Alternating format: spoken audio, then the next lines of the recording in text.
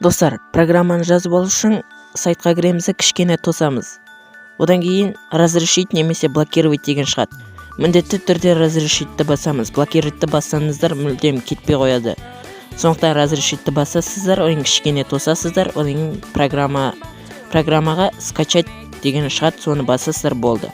Хей, бәріне сәлем достар. Сендердің келген жаңа жылдармен құттықтаймын. Сол жаңа жылға мен сендерге жаңа тең интернетті таптым.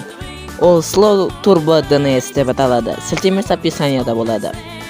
Сонымен программаға кіреміз. Алғашқы тұрған екеуіне тиіспейміз. Үшіншісінде free дегеннің біреуін таңдаймыз. Премиум таңдамаймыз. Премиумды келесі видеода көрсетем. Сонымен free'ді таңдадық. Енді осы жерге Tunnel Guru DNS серверді қоямыз. Мына жерде 0 деп тұрғанға txt respond not encoded деген қоямыз.